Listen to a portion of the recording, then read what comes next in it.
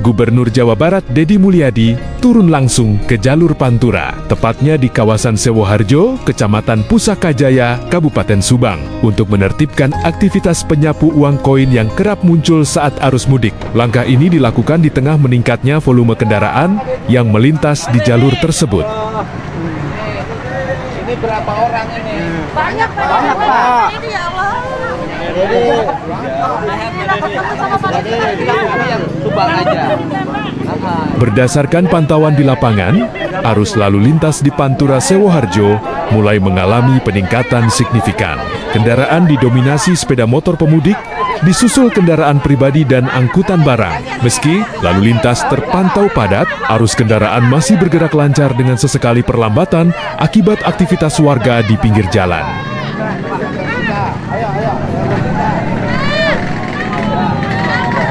Di tengah kepadatan arus mudik, masih ditemukan sejumlah warga, termasuk anak-anak, yang melakukan aktivitas menyapu uang koin dari pengguna jalan.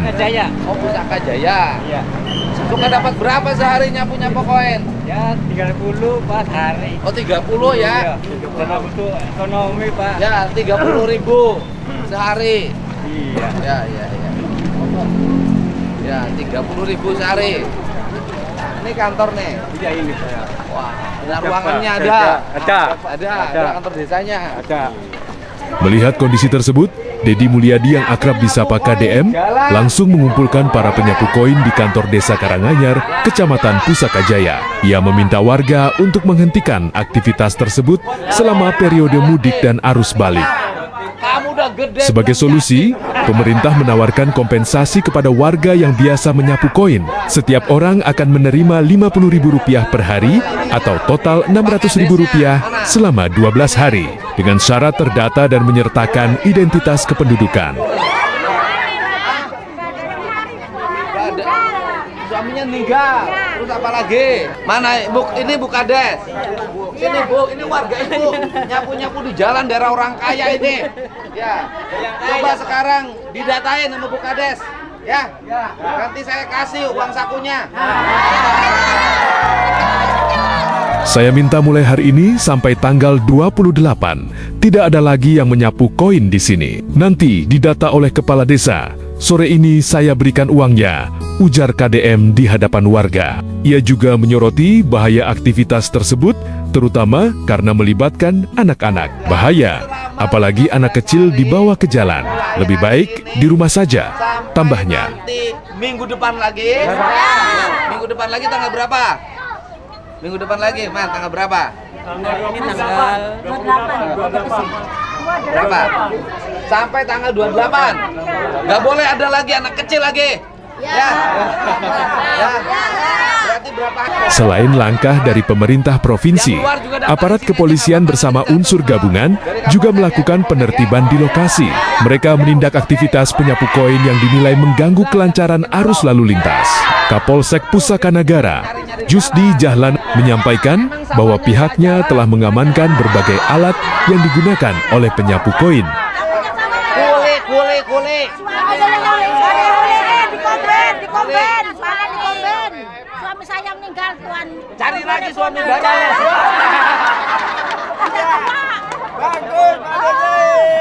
Udah tua.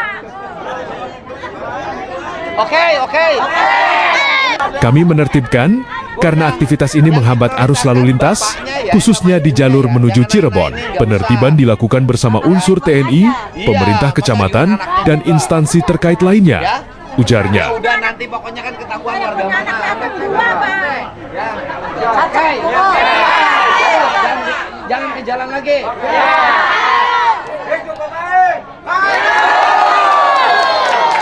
Lain hidup Bapak aing boga rakyat tak liar kan.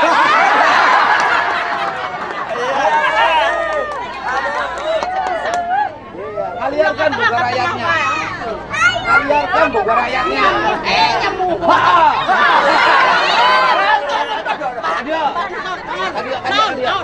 Yang mana ya? Oh, bukan salah kita. Bukan ke Solok. Osok Tara. Oh iya, Osok, Pak. Osok non. Di naon? Diapain? Diapain? Gimana?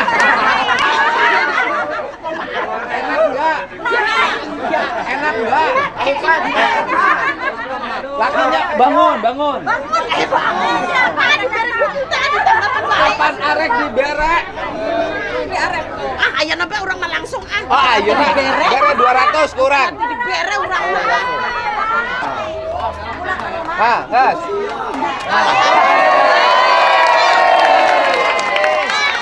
Ini para pencari koin nih, mau lebaran di pinggir jalan cari koin, panas dan berbahaya. Sekarang pulang ke rumahnya masing-masing, jangan lagi memungut koin. Didaftarin. Ya. Benerannya enggak. Ya, didaftarin, jangan ke jalan lagi, kan udah daftar sekarang. Dicatetin. Ya.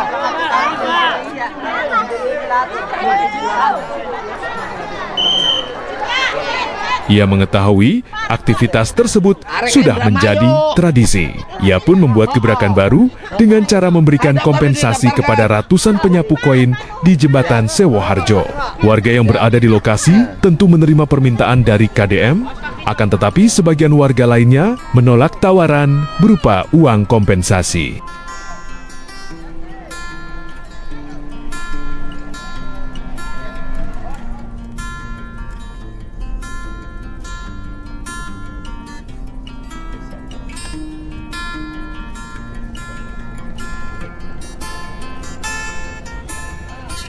Ke sana, ke desa.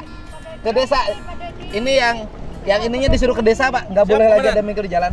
Nanti didatain nanti. Menurut mereka, kegiatan menyapu koin sudah menjadi tradisi selama bertahun-tahun. Pasalnya, tradisi ini bermula dari mitos tragis kakak beradik, Saedah dan Saenih. Keduanya saat itu meninggal dunia di jembatan Sewo.